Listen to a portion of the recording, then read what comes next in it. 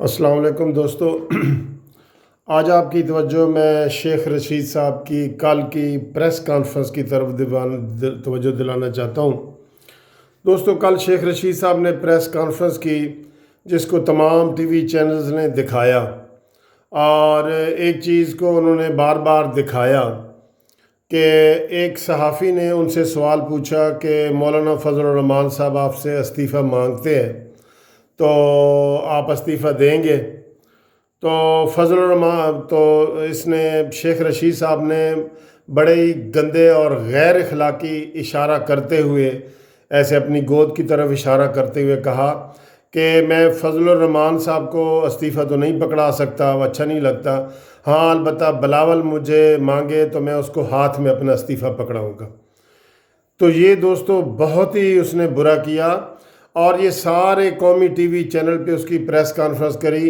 हर बंदे ने ज़ेरे लब जो है ना ये बात की है कि ये शेख रशीद साहब ने जो है ना इंतहाई गंदे जो है ना जेस्चर दिए हैं, इशारे किए हैं, और गैर अखलाकी और बद अखलाकी का जो है ना मुजाहरा किया है।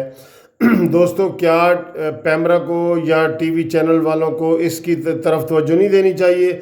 और ये उन्होंने बार बार दिखाया है। इसका क्या मकसद है शेख रशीद साहब का कि जी फजल रहमान को मैं इस्तीफ़ा नहीं दूंगा, मुझे अच्छा नहीं लगता।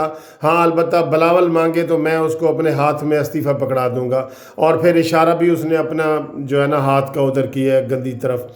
तो ये इतनी बड़ी बुरी बात है, और ये शेख रशीद साहब ने पहली दफ़ा ये बात नहीं की।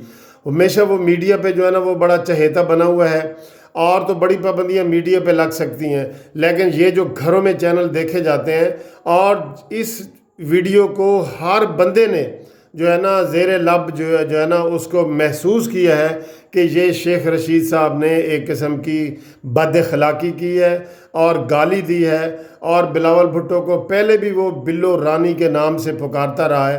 तो इनकी इन बातों पे तवज्जो देनी चाहिए और इन बातों पे पाबंदी होनी चाहिए।